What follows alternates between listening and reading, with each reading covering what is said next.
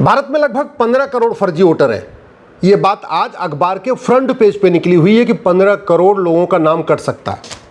जब मैंने पूरे देश में एसआईआर कराने के लिए पीआईएल फाइल किया था तो मेरा अनुमान था कि लगभग 5 करोड़ फर्जी वोटर हैं, लेकिन अब अखबार के फ्रंट पेज पे निकला हुआ है कि 5 करोड़ नहीं बल्कि 15 करोड़ फर्जी वोटर हैं। दुनिया में सबसे ज़्यादा फर्जी वोटर भारत में ही पाए जाते हैं। कनाडा की कुल जनसंख्या 4 करोड़ है और भारत में 15 करोड़ फर्जी वोटर है।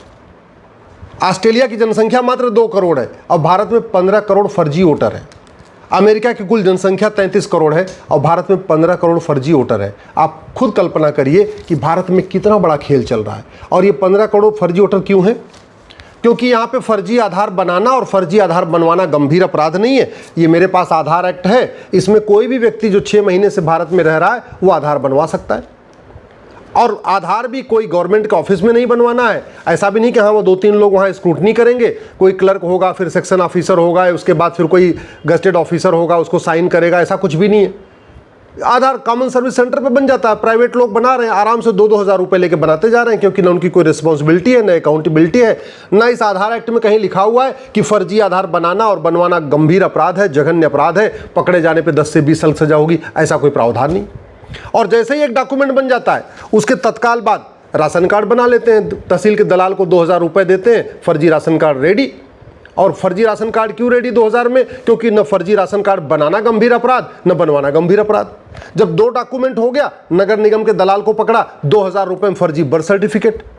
और वो भी क्यों? क्योंकि फर्जी बर्थ सर्टिफिकेट बनाना और बनवाना गंभीर अपराध नहीं। जब 3 डॉक्यूमेंट हो गए उसके बाद तहसील के दलाल को पकड़ा, निवास प्रमाण पत्र 2000 रुपये में रेडी।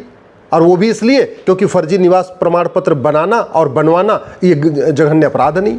और जब 4 डॉक्यूमेंट हो गया उसके बाद ज़रूरत पड़ने पे स्कूल से एक सर्टिफिकेट बनवा लिया, 5वीं का 8वीं पास का सर्टिफिकेट बनवा लिया, उसमें एज भी लिखा हुआ है। क्योंकि वोटर आईडी में नाम जुड़वाने के लिए 3 कंडीशन होनी चाहिए।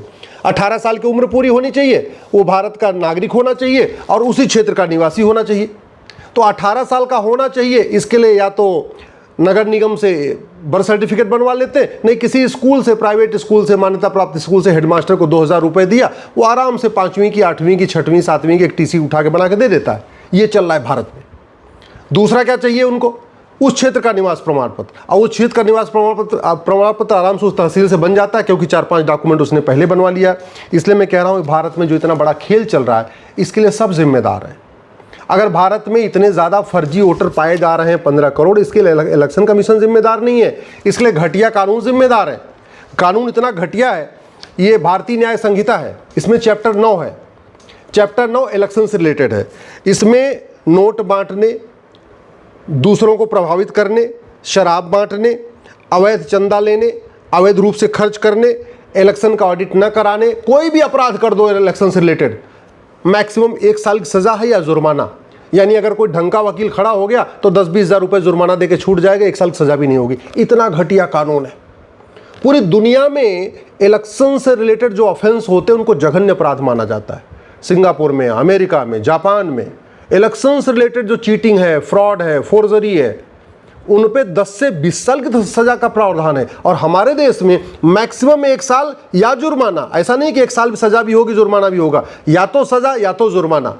यानी अगर कोई भूतपूर्व कानून मंत्री, भूतपूर्व वित्त मंत्री, भूतपूर्व गृह मंत्री टाइप का वकील आ गया तो फिर जज साहब क्या करेंगे? 10,000 रुपये जुर्माना लगा के छोड़ देंगे, 1000 रुपये की सज़ा भी नहीं होगी। अच्छा, होता क्यों है? इतने फर्जी वोटर बनते क्यों हैं? पार्षद प्रधान के चुनाव में जीत हार जो है 10 वोट, 15 वोट, 20 वोट से होती है, 50 वोट से होती है। अब किसी पार्षद प्रधान ने अगर चालाकी से 50-60 वोट फर्जी वोट करवा दिए तो पार्षद प्रधान बन जाएगा। पार्षद प्रधान एकदम कहते नहीं, माल मेवा वाली जो है वो कुर्सी है। साइकिल से चलते हैं और जैसे पार्षद प्रधान बनते हैं 5 साल के अंदर बुलेट भी खरीद लेते हैं, बोलेरो भी खरीद लेते हैं, स्कॉर्पियो भी खरीद लेते हैं, फॉर्चूनर भी आ जाती है। भारत आज भी सोने की चिड़िया है। इसीलिए जैसे ही पार्षद प्रधान बने मालामाल, विधायक सांसद बन गए, उसके बाद तो पूछो नहीं, फिर तो 5 करोड़ लगाओ, 50 करोड़ कमाओ, आराम से बड़ा धंधा हो जाता है। ये सब इसलिए चल रहा है क्योंकि भारत में भ्रष्टाचार जघन्य अपराध नहीं है और वो ये कानून है प्रिवेंशन ऑफ करप्शन एक्ट। इतने बड़े बड़े भ्रष्टाचार हो गए। 70,000 करोड़ का कॉमनवेल्थ घोटाला, 1,76,000 करोड़ का 2G घोटाला, 1,86,000 करोड़ का कोयला घोटाला। खूब इन घोटालों के ऊपर तू मैं हुआ, आरोप प्रत्यारोप हुआ, नूरा कुश्ती हुई, बतौलेबाजी हुई, धरना हुआ, अनशन हुआ, अन्ना आंदोलन हुआ, लोकपाल बन गया, सब कुछ बन गया। लेकिन आज तक किसी भ्रष्टाचारी को न 100% उसकी संपत्ति जब्त हुई, न किसी भ्रष्टाचारी को आज तक फांसी हुई, न किसी भ्रष्टाचारी की आज तक नागरिकता खत्म हुई। क्यों? क्योंकि ये कानून हमारा ऐसा कुछ लिखा ही नहीं है। इसलिए मैं कहता हूं, देश को बदलना है तो सबसे पहले कानून बदलना पड़ेगा। देश को बदलना है तो सबसे पहले हमें इलेक्शन रिफॉर्म करना पड़ेगा। ये देखिए 1950 का ये रिप्रेजेंटेशन ऑफ पीपल एक्ट, जो वोटर लिस्ट बनती इसी में बनती है। वोटर लिस्ट कैसे बनेगी, कैसे ये बनेगी, ये सब लिखा हुआ है। लेकिन अगर फर्जी वोटर लिस्ट, फर्जी किसी ने वोटर लिस्ट में अपना नाम जुड़वा लिया तो क्या होगा? कुछ नहीं होगा। जब फर्जी वोटर आईडी बनवाना, फर्जी वोटर आईडी बनाना जघन्य अपराध नहीं है, तो न बनाने वाले को खौफ, न बनवाने वाले को खौफ, और पूरा खेल चलता जा रहा है। आप जरा सोचिए, पूरी दुनिया में आज ये खबर छपी होगी, जब पूरी दुनिया में ये खबर आज छपेगी कि भारत में 15 करोड़ फर्जी वोटर हैं, तो कितनी बेइज्जती होगी देश की। कितना मतलब पूरे देश में थू थू हो रही होगी कि भारत में कैसा डेमोक्रेसी है, कैसा लोकतंत्र है, जहां 15 करोड़ फर्जी वोटर है। दुनिया के कई देशों की जनसंख्या से ज्यादा, अरब की जनसंख्या 1 करोड़ 2 करोड़ है, दुबई की जनसंख्या तो 1 करोड़ भी नहीं है, और यहाँ 15 करोड़ फर्जी वोटर बैठे हुए हैं। मतलब सिंगापुर, ऑस्ट्रेलिया, कनाडा, ब्राजील, कई देशों को जोड़ दीजिए, उससे ज्यादा भारत में फर्जी वोटर हैं। इसलिए कह रहा हूं कानून बदलने की जरूरत पड़ेगी। अब समाधान क्या है? ये तो हो गई समस्या। समाधान ये है कि सबसे पहले बीएनएस में जो चैप्टर 9 है, ऑफेंस रिलेटिंग टू इलेक्शन, इसको बदला जाए।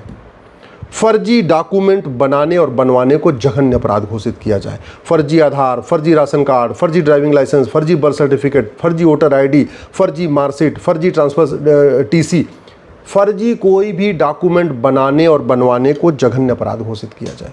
दूसरा, भ्रष्टाचार को जघन्य अपराध घोषित किया जाए। अल्टीमेटली ये सारा फर्जीवाड़ा चल रहा है, कौन कर रहा है? नेता कर रहे हैं, पार्षद बनने के लिए, प्रधान बनने के लिए, सांसद बनने के लिए, विधायक बनने के लिए। केवल फर्जी वोटर ही नहीं बनवाते, बल्कि जाति का जहर घोलते हैं, भाषा का जहर घोलते हैं, क्षेत्र का जहर घोलते हैं, अलगाववाद फैलाते हैं, मजहबी उन्माद फैलाते हैं, सब कुछ करते हैं, दंगा भी करवाते हैं। क्यों? पार्षद बनने के लिए, प्रधान बनने के लिए, सांसद बनने के लिए, विधायक बनने के लिए। और वो इसलिए कर रहे हैं क्योंकि बहुत पैसा है, बहुत पैसा। राजनीति सबसे ज़्यादा प्रॉफिटेबल धंधा है, मतलब शेयर मार्केट से भी ज़्यादा पैसा पॉलिटिक्स में आज की डेट में। 5 करोड़ लगाओ, 50 करोड़ 5 साल में कमाओ। ये बहुत बेसिक सा फंडा है। मतलब नेट 45 करोड़ का बेनिफिट है। अगर आपने 5 करोड़ लगाया तो 50 करोड़ तो कमा ही लेंगे। ये धंधा चल रहा है। वो तभी रुकेगा जब ये भ्रष्टाचारियों की 100% प्रॉपर्टी जब्त करने, नागरिकता खत्म करने, आजीवन कारावास, फांसी देने के लिए कानून बनेगा। भ्रष्टाचार तभी खत्म होगा जब झूठ बोलना गंभीर अपराध होगा, झूठी गवाही देना गंभीर अपराध होगा, और झूठ पकड़ने के लिए नार्को पॉलीग्राफ ब्रेन मैपिंग कानून बनेगा। एक बात मैं आपको बता दूं, भ्रष्टाचार न तो लाइलाज समस्या है, भ्रष्टाचार न तो विश्वव्यापी समस्या है।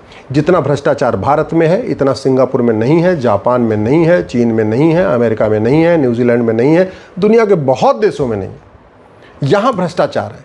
जबकि हम कहते हैं राम का देश है, कृष्ण का देश है, महावीर का देश है, बुद्ध का देश है, गांधी जी का देश है, छत्रपति शिवाजी महाराज का देश है, गुरु गोविंद सिंह जी का देश, सारे बड़े महापुरुष, सब देवी देवता, सब ने यहीं जन्म लिया। इसके बाद भी इतना भ्रष्टाचार है। क्यों? क्योंकि हमारा नियम कानून घटिया है। कलयुग यहीं चल रहा है। कलयुग जापान में सतयुग है, सिंगापुर में सतयुग है, कलयुग यहीं चल रहा है। तो समाधान क्या करना पड़ेगा? एक समाधान करना पड़ेगा, 100 रुपये से बड़ी नोट बंद कर दिया जाए तत्काल। मैं गारंटी के साथ कहता हूं, 100 रुपये से बड़ी नोट बंद करते ही 25% भ्रष्टाचार खत्म हो जाएगा। यानी इस टाइप का जो फर्जीवाड़ा होता है ना, सारे फर्जी डॉक्यूमेंट बनते हैं, ये भी 25% बंद हो जाएंगे। 5,000 रुपये से महंगे सामान का कैश लेन देन बंद कर दिया जाए, 25% भ्रष्टाचार और खत्म हो जाएगा। यानी 2 काम करते ही, 100 रुपये से बड़ी नोट बंद करते ही, 5,000 रुपये से महंगे सामान का कैश लेन देन बंद करते ही 50% भ्रष्टाचार खत्म हो जाएगा। 50,000 रुपये से महंगी संपत्ति को आधार से लिंक कर दिया जाए, 25% भ्रष्टाचार और खत्म हो जाएगा। यानी टोटल 75% भ्रष्टाचार खत्म हो जाएगा। और झूठ पकड़ने के लिए नार्को पॉलीग्राफ ब्रेन मैपिंग कानून बना दिया जाए, और भ्रष्टाचार को जघन्य अपराध घोषित कर दिया जाए। जिसके पास भी काला धन मिला, जिसके पास बेनामी संपत्ति मिली, जिसके पास आय से अधिक संपत्ति मिली, वो 100% प्रॉपर्टी जब्त करके, नागरिकता खत्म करके, साल भर के अंदर फांसी देना शुरू कर दें। मैं गारंटी के साथ कहता हूं 100% भ्रष्टाचार खत्म हो जाएगा। नहीं 100 तो 99% भ्रष्टाचार खत्म हो जाएगा। भारत में सतयुग आ जाएगा, भारत में राम राज्य आ जाएगा, भारत विश्वगुरु बन जाएगा, भारत परम वैभव को प्राप्त होगा, लेकिन उसके लिए यही कंडीशन है कि 100 रुपये से बड़ी नोट बंद हो, 5,000 रुपये से महंगे सामान का कैश लेन देन बंद हो, प्रॉपर्टी आधार से लिंक हो, भ्रष्टाचारियों को फांसी देने के लिए कानून बने, वो भी साल भर के अंदर। गारंटी के साथ कहता हूँ, शिवाजी महाराज, गुरु गोविंद सिंह, वीर सावरकर, बाबा साहब अम्बेडकर, गुरु गोलवलकर जी, सबका सपना साकार हो जाएगा अगर ये भ्रष्टाचार खत्म कर दिया, और ये हो सकता है।